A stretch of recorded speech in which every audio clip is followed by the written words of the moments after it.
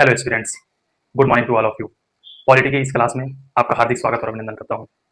Polity के अंतर्गत हमने कल की क्लास को रिकैप करना है, जिसमें हमने मौलिक अधिकार, संवैधानिक अधिकार, विधिक अधिकार, मानवाधिकार के बारे में चर्चा किया। फिर उसके बाद हम विभिन्न बात को देखे कि मौलिक अधिकार में संसद को संशोधन करने का अधिकार है कि नहीं है। तो उसमें शंकरी प्रसाद मामला, सज्जन सिंह मामला, गोलकनाथ मामला, केशवानंद भारती मामला और अंतिम मिनर्वा मिल्स मामला को देखा। फिर नेक्स्ट हम बात की मौलिक अधिकार में कितने अधिकार मूल संविधान में थे। 7 अधिकार थे, वर्तमान में 6 अधिकार हैं। उन सब के बारे में हमने चर्चा कर लिया था। अब हम बात करेंगे अनुच्छेद 14 की, विधि की समक्ष समता और विधि के समान संरक्षण। तो भाग 14 की बात करेंगे। भाग 3 के अंतर्गत हम मौलिक अधिकार पढ़ रहे हैं। मौलिक अधिकार के अंतर्गत अनुच्छेद 14 की चर्चा करेंगे। विधि के समक्ष समानता, विधियों के समान संरक्षण की बात अनुच्छेद नंबर 14 में कहता है। और हम जानते हैं जो विधि के समक्ष समता, इसका जो स्रोत है हमने ब्रिटेन से ग्रहण किया है, जबकि विधियों के समान संरक्षण इसका स्रोत अमेरिका से है। इसको जो विधि की समक्ष समता है, इसको प्रायः हम नकारात्मक अधिकार मानते हैं और इसे प्रायः हम सकारात्मक मानते हैं। विधि के समक्ष समता और विधि के समान संरक्षण की बात हम करते हैं तो हमें दृष्टिगत होता है कि इसके अंतर्गत यह कानून किया गया है कि कानून के सामने या विधि के समक्ष सभी व्यक्ति बराबर हैं, या चाहे वह भारत का नागरिक हो या भारत में रहने वाला कोई विदेशी नागरिक हो। यह विधि के समक्ष समानता की बात करता है। कोई भी नागरिक हो, चाहे भारत का नागरिक हो या विदेशी नागरिक हो, विधि के समक्ष सभी प्रकार से लोग समान हैं। लेकिन विधि के समान संरक्षण की बात करता है। विधियों के सामने तो सब समान है, लेकिन ऐसी भी विधि बनाई गई है, कानून बनाया गया है जिसमें गरीब तबके को अलग संरक्षण प्रदान किया गया है, अमीर वर्ग को अलग प्रावधान किया गया है। तो ये विधियों के समान संरक्षण के रूप में आता है। तो ये सकारात्मक प्रकृति की माना जाएगा और ये नकारात्मक प्रकृति का माना जाएगा। फिर इसमें देखते हैं हम विधियों के समान समक्ष समता।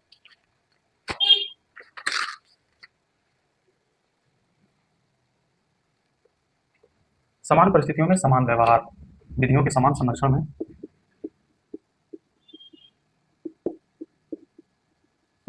विधि के समान संरक्षण में सामान्य परिस्थिति में, दूसरा वर्गों के बीच विभेद। वर्गों के बीच विभेद हो सकता है किंतु वर्ग के बीच विभेद नहीं हो सकता।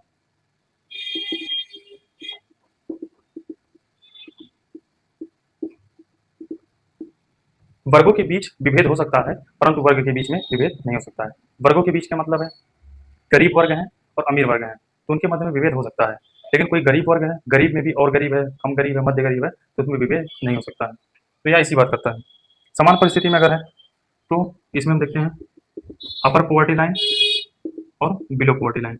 अगर इसे 5 रुपया प्रति किलोग्राम गेहूं मिल रहा है और बीपीएल वाले को 2 रुपया प्रति किलोग्राम गेहूं मिल रहा है, तो यह किसी प्रकार का विभेद नहीं है, क्योंकि जो गरीब तबका है वो बिलो पीवर्टी लाइन, वो जो गरीबी रेखा के नीचे के अंतर्गत आता है, तो इसे 2 रुपये प्रति किलोग्राम का गेहूं दिया जा रहा है। जबकि जो अपील पॉवर्टी लाइन है, ये अपर जो गरीबी रेखा है उससे ऊपर के हैं, उनको 5 रुपये प्रति किलोग्राम गेहूं दिया जा रहा है, तो इसमें किसी भी प्रकार के विभेद नहीं किया जा रहा है।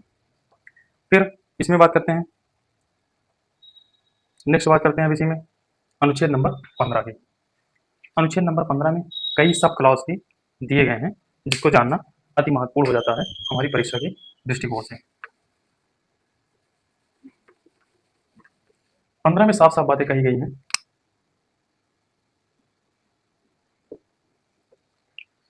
15 में साफ साफ बातें कही गई हैं कि राज्य किसी नागरिक के साथ केवल जाति, धर्म, लिंग, वंश और जन्म स्थान के आधार पर विभेद नहीं कर सकता है।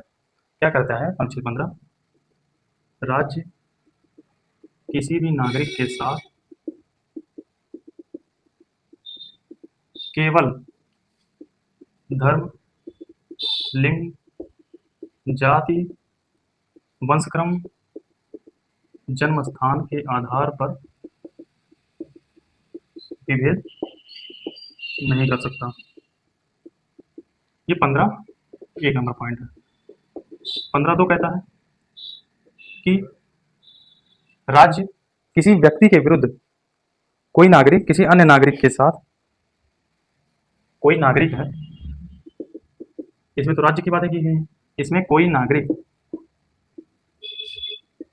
किसी अन्य नागरिक के साथ धर्म, जाति, लिंग, वंश, क्रम,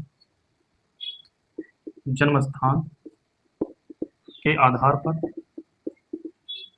विभेद नहीं कर सकता है। ये 15(2) में कहा गया है। 15(1) में कहा गया कि राज्य किसी भी नागरिक के साथ धर्म, लिंग, जाति, जन्म स्थान, वंश, क्रम के आधार पर विभेद नहीं कर सकता है। 15(2) में कहा गया कोई भी नागरिक किसी अन्य नागरिक के साथ धर्म, लिंग, जाति, वंश, क्रम, जन्म स्थान के आधार पर विभेद नहीं कर सकता है। 15(3) में क्या कहा गया? अनुच्छेद 15(3) में इसमें महिलाओं व बच्चों को 15(1) और 15(2) से संरक्षण प्रदान करता है। 15(1) व 15(2) से, क्योंकि जो महिलाएं हैं वह मासिक धर्म में जो मंथली आता है वो उसे अवकाश प्राप्त होते हैं, जबकि ऐसा पुरुष में नहीं होता है। तो इसलिए उनके लिंग के आधार पर विभेद किया जा सकता है। यह 15(3) में कहा गया है।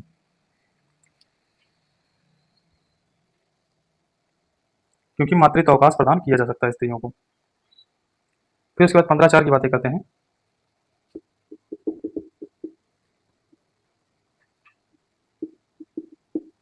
अन्य पिछड़ा वर्ग के लिए, अन्य पिछड़ा वर्ग के लिए विशेष प्रावधान करता है। इसमें SC STs भी आ जाएंगे। तो शिक्षण संस्थानों में आरक्षण का प्रावधान करता है।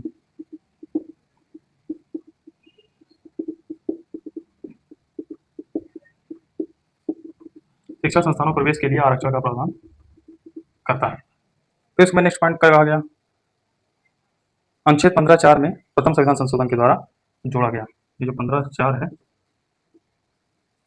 प्रथम संविधान संशोधन 1951, और मामला क्या है? चंपकम दोराई राजन बनाम भारत संगवान। ये मामला बहुत ही इंपॉर्टेंट है। 15(4) में अन्य पिछड़ा वर्ग के लिए विशेष प्रावधान किया गया है। फिर उसके बाद नेक्स्ट पॉइंट बात करते हैं। 15(4) की बात हो गई। 15(5) की बात करते हैं। तो यह 93वें संविधान संशोधन के द्वारा जोड़ा गया है। 93वां संविधान संशोधन 2005 के अंतर्गत यह जोड़ा गया है कि अनुच्छेद 15 में 15(5) जोड़ा गया। SC ST OBC को निजी शिक्षा संस्थाओं में आरक्षण का प्रावधान करता है। निजी शिक्षण संस्था में आरक्षण किसको? SC ST और OBC समुदायों को आरक्षण का प्रावधान किया गया है 93वां संविधान संशोधन 2005 के द्वारा। फिर नेक्स्ट बात करते हैं 15(6) या 103वां संविधान संशोधन 2003 के द्वारा जोड़ा गया। इसमें EWS के लिए, इकोनॉमिकल व्हीकल सेक्शन के लिए शिक्षण संस्थाओं में प्रवेश के लिए आरक्षण का प्रावधान करता है, इकोनॉमिकल व्हीकल सेक्शन के लिए। फिर हम नेक्स्ट पॉइंट इसमें बात करते हैं अनुच्छेद नंबर 16 की। आई होप आप लोगों को यह समझ में आ रहा होगा। लोक नियोजन में समानता की बात करता है।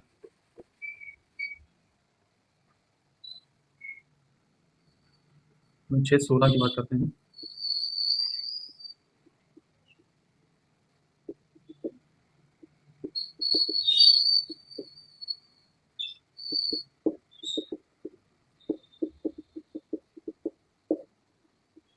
लोक नियोजन में समानता, इसके अंतर्गत सरकारी नौकरियों में अवसर की समानता दिया गया है, जो कि केवल और केवल भारतीयों के लिए है।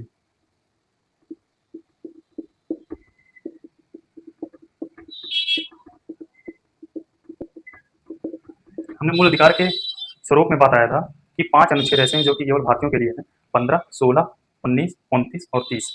तो 16 जो अनुच्छेद है वो केवल भारतीयों के लिए है। तो अनुच्छेद 16 में कहा गया है, 16(1) में, राज्य के द्वारा लोक नियोजन के संदर्भ में सभी नागरिकों को एक बराबर अवसर प्रदान किया जाएगा।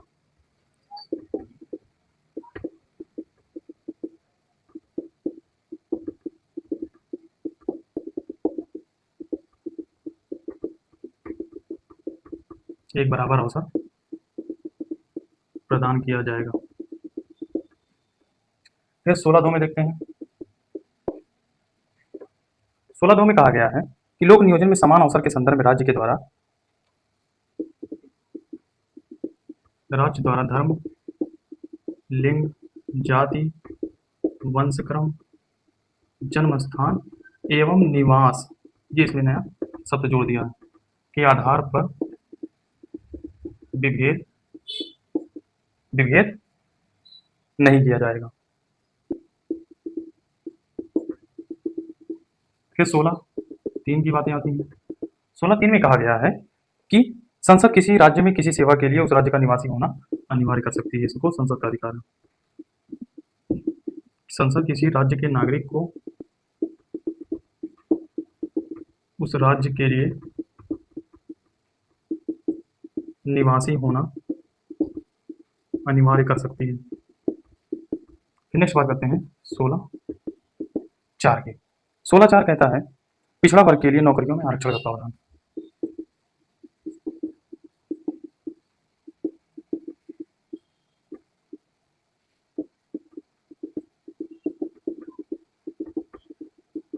नौकरियों में आरक्षण का प्रावधान 16(4) में कहा गया है। अब इसी आधार पर समिति बनती है, कौका कालेकर समिति, प्रथम पिछड़ा वर्ग आयोग 1953 में। 1953 में प्रथम पिछड़ा वर्ग आयोग का गठित होता है, जिसके अध्यक्ष होते हैं काका कालेकर। इनकी अध्यक्षता में ओबीसी आयोग का गठन किया जाता है 1953 में। इन्होंने 1955 में अपनी रिपोर्ट दी, लेकिन सरकार ने इनकी रिपोर्ट को अव्यावहारिक मानते हुए इनकी रिपोर्ट को अस्वीकार कर दिया। फिर नेक्स्ट बात करते हैं 1977 में मोरारजी देसाई बीपी मंडल की अध्यक्षता में। 1977 में बीपी मंडल की आयोग आया मोरारजी देसाई के समय। इसके जो अध्यक्ष थे बीपी जी थे बिंदेश्वरी प्रसाद, इनका नाम था बिंदेश्वरी प्रसाद। इन्होंने 1979 में दूसरे पिछड़ा वर्ग आयोग का गठन किया, 1980 में रिपोर्ट दी और इन्होंने 3743 जाति को चिन्हित किया। रिपोर्ट 1980 में पेश की और 3743 ओबीसी जातियों को आइडेंटिफाई किया। 3743 ओबीसी की जातियों को आइडेंटिफाई किया बिंदेश्वरी प्रसाद ने। फिर उसके बाद नेक्स्ट बात करते हैं, इसमें 27% आरक्षण की बात की गई। 27% आरक्षण प्रदान करने की बात की गई। फिर उसके बाद बात होता है इंदिरा साहनी बनाम भारत संघवाद 1992 में। ये निर्णायक फैसला रहता है ओबीसी आयोग के लिए। कौन सा? इंदिरा साहनी बनाम भारत संघवाद 1992।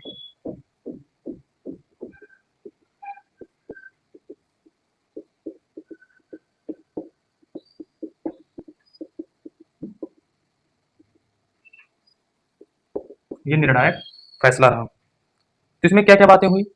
इसमें सुप्रीम कोर्ट उच्च न्यायालय ने के पास गया और 9 न्यायाधीशों की पीठ थी। तत्कालीन मुख्य न्यायाधीश एच.एम. कानिया थे और 6 दिन से निर्णय आया।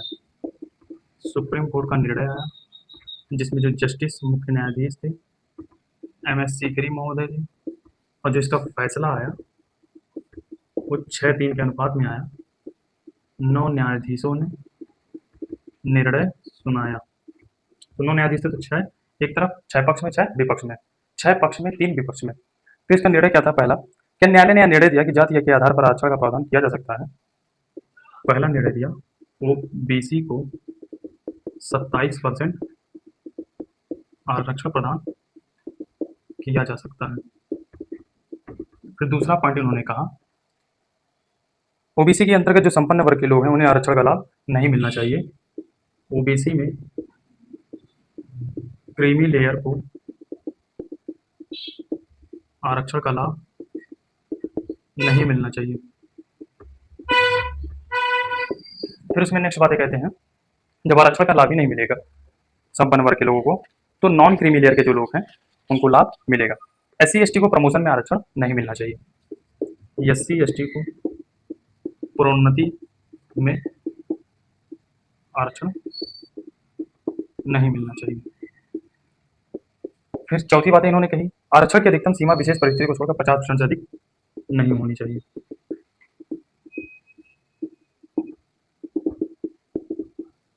फिर उसके बाद नेक्स्ट पॉइंट इन्होंने बात कहा, न्यायालय ने पुनरावलोकन किया जा सकता है। आरक्षण के मामले का न्यायालय द्वारा पुनरावलोकन किया जा सकता है।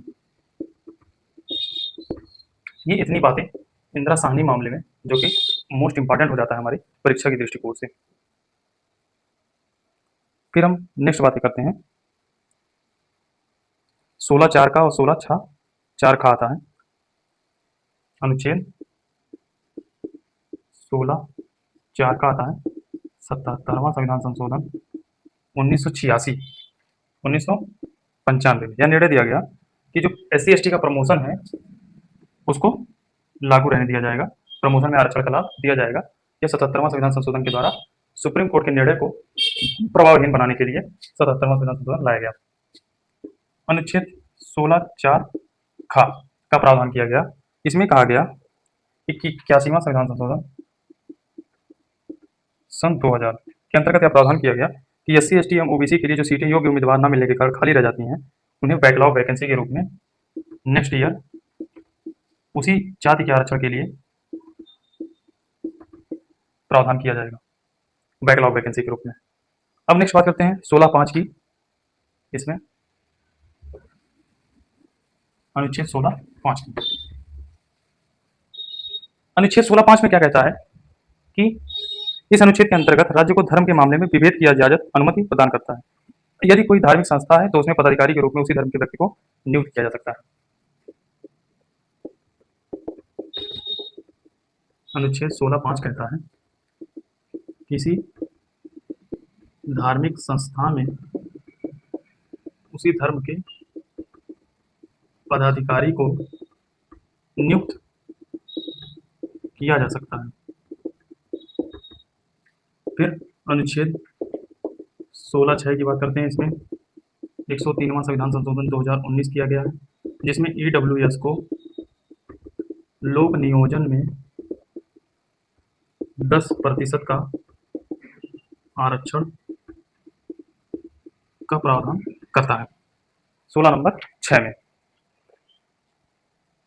और जो वर्तमान समय में आरक्षण का आधार है, वह आधार क्या है EWS का?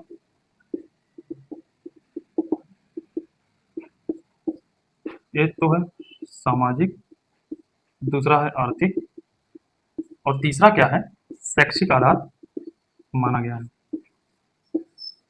यह आधार EWS इकोनॉमिक व्हीकल सेक्शन के लिए लोक नियोजन में 10% के आरक्षण का प्रावधान करता है, 103वां संविधान संशोधन 2019। अब नेक्स्ट बात करते हैं अनुच्छेद 17 की, अस्पृश्यता का उन्मूलन। आप लोगों को विस्तार पूर्वक पढ़ाया जा रहा है, जिससे आप लोग एक एक अनुच्छेद के अंतर्गत सभी पहलुओं को देखें।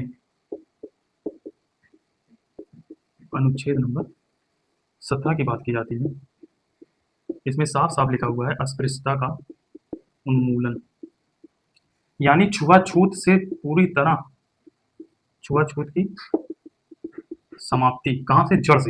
जड़ से छुआछूत की हम समाप्ति कर देंगे। और इसके अंतर्गत अधिनियम आता है कि अस्पृश्यता के उन्मूलन का प्रावधान किया गया है, एक आत्यंतिक अधिकार है जिसका कोई भी अपवाद नहीं है, जिसमें 6 माह की सजा एवं 500 रुपये जुर्माना। इसमें क्या किया गया है? 6 माह की सजा एवं 500 रुपये जुर्माना अथवा दोनों का प्रावधान है।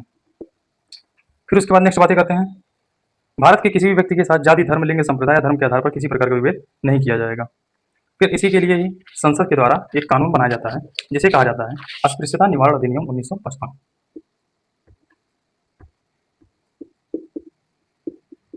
अस्पृश्यता निवारण अधिनियम 1955।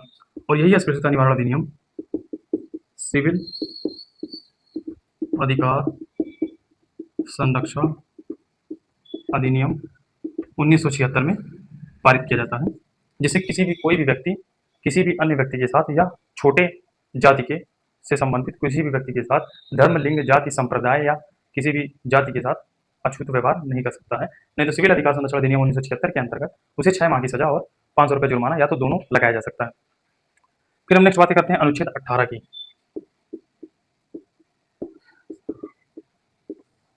यह उपाधियों के अंत की बात करता है।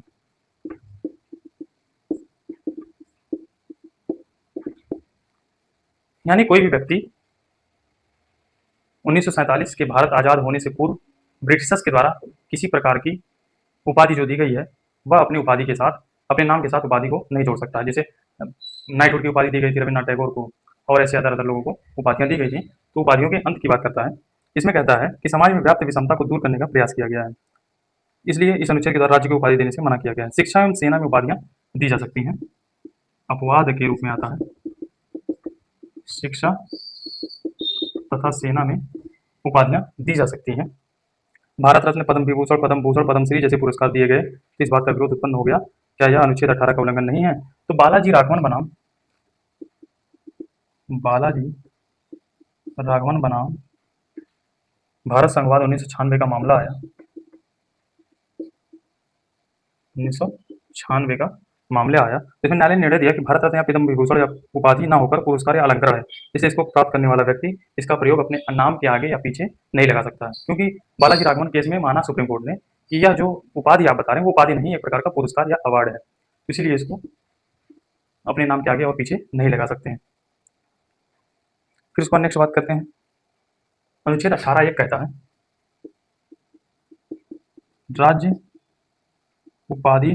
राज्य को उपाधि देने पर प्रतिबंध लगाया गया। तो हमने आज अनुच्छेद 14 से 18 तक की बात की, समानता के अधिकार की बात की। अब नेक्स्ट टॉपिक में स्वतंत्रता के अधिकार की बात करेंगे, अनुच्छेद 19 से 22 की ओर। तो मैं आशा करता हूँ कि आप लोगों का यह वीडियो पसंद आया होगा।